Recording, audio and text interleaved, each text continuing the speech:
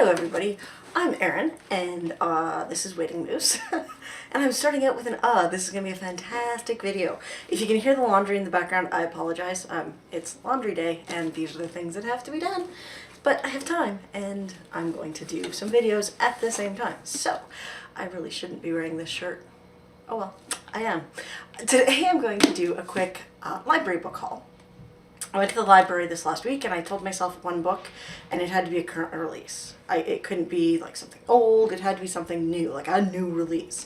One of the new books that everyone's talking about on BookTube, something like that. Maybe something that some of my friends are reading so that I can pretend to be doing a buddy read with them, you know, something like that. And I should really just not go to the library. So I walked in and there was a new release there, and my library does these 7-day loans of some new releases. You skip the wait list. So you can put them on hold, but you might end up waiting for 3 months before it comes in, or sometimes there'll be a lucky day copy and you get it for 7 days, and that's it. Well, I mean, then you start paying late fees, but there was one there and I don't even remember what it was, but it wasn't really something, it was something I'd seen on BookTube and not something that I really thought about reading.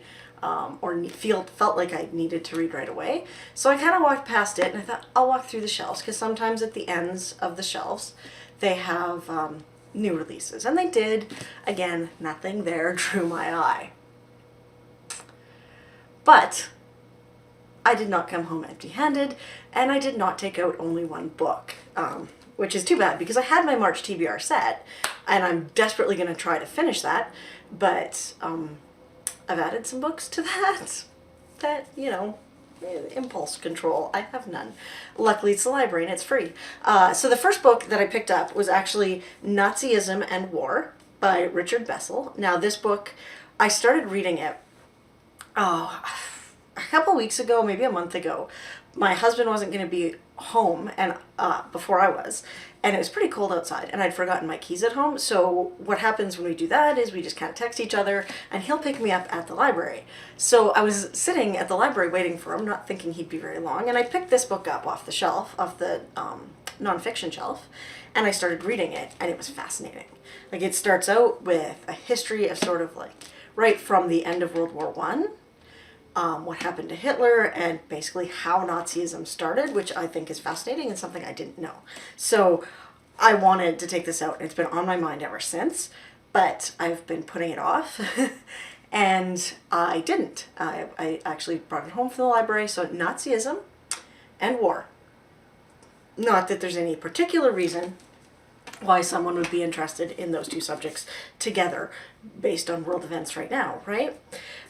So then I also found, and I believe this was in, I want to say this was actually on the new release shelf, so I sort of lied when I said that I didn't have any interest in any of the new releases. I picked up Bertie, which is by Tracy Lindbergh. I'm good at this. Tracy Lindbergh, and it's a Canadian author. Canadian. I love seeing that little maple leaf because I do love supporting Canadian authors. I've got a bunch on my shelves, and this is one of the 2016 selections for Canada Reads, and it's interesting. So I've read, this will be my second book by a Cree woman written in Canada, and they're both very similar, and they look at here, I'll read the cover blurb for you guys. A big, beautiful Cree woman with a dark secret in her past, Bertie, has left her home in northern Alberta to travel to Gibsons, BC. She is on something of a vision quest, looking for family, for home, for understanding. She's also driven by the leftover teenage desire to meet Pat John, Jesse from the Beachcombers. Because he is, as she says, a working, healthy Indian man.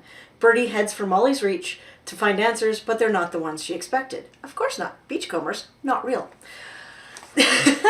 With the arrival in Gibsons of her Auntie Val and her cousin Skinny Frida, Bertie begins to draw from her dreams the lessons she was never fully taught in life.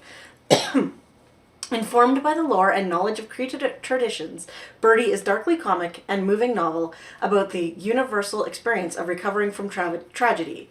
At heart, it is the story of an extraordinary woman who travels to the deepest part of herself to find strength to face the past and build a new life. Now, if you're Canadian, and you grew up anytime in the 80s, if you were like alive during the 80s, you probably know what the Beachcombers TV show is. And if you're not Canadian, you don't have a clue.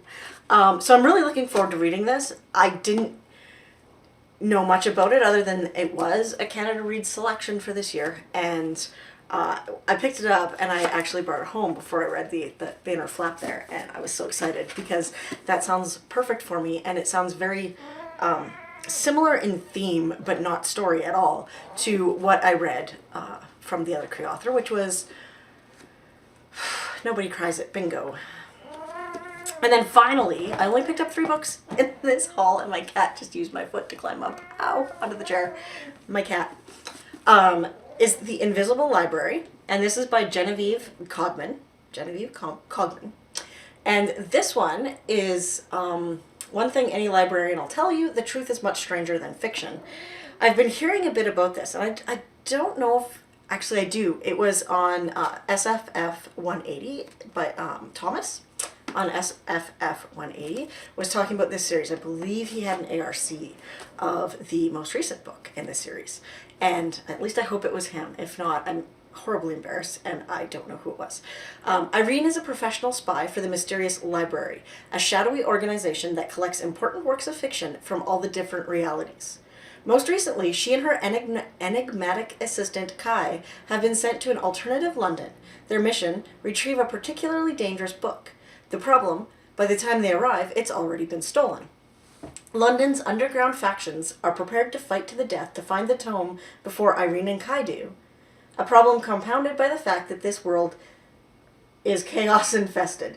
The laws of nature bent to allow supernatural creatures and unpredictable magic to run rampant. To make matters worse, Kai is hiding something. Secrets that could be just as volatile as the chaos-filled world itself. Now Irene is caught in a puzzling web of deadly danger, conflicting clues, and sinister secret societies. And failure is not an option. Because it isn't just Irene's reputation at stake, it's the nature of reality itself. This sounds amazing. So I heard about it on BookTube, as I said, and I knew that my library had it because it was, the newest book was in the new and notable section. Last month, sometime, I assume. Actually, probably the same time that I went and found that Nazism and War book. And I went and I found the rest of the books. They have all 3 books in the series, all 3 of the current books in the series. But I didn't take them out then because I knew I had a to-read list and I had all this stuff. So I left it there. And this time I picked it up because it's just been calling my name. Seriously. It's kind of like the Nazism and War book. It's just been sitting there going, Erin, you know you want to read me. So, yeah. Those are the 3 books I picked up in my latest trip to the library. It's not going to help me get to the rest of my books for my TBR, but it's definitely going to entertain the heck out of me. Have you been to your library lately? I know Borrow-a-thon is on this month. I think it's this week, but I'm not completely sure. I'm not partaking in Borrow-a-thon. I'm doing March Mystery Madness instead, because I could fit some books into that that I'd already planned to read. So that's kind of where I am. That's the books I took out. Yeah. Ever do that? Ever go into your library and be like, I'm only going to get 1 book, or I'm not going to get any books, and come home with like books you really hadn't intended? Yeah. What kind of books, when you go to your library, call your name? Like, do you find yourself just wandering through finding books that you didn't even think of before and dragging them home? I've done that too. Yeah. So until next time, I'm Erin. This is Waiting Moose. Thank you so much for watching. Bye.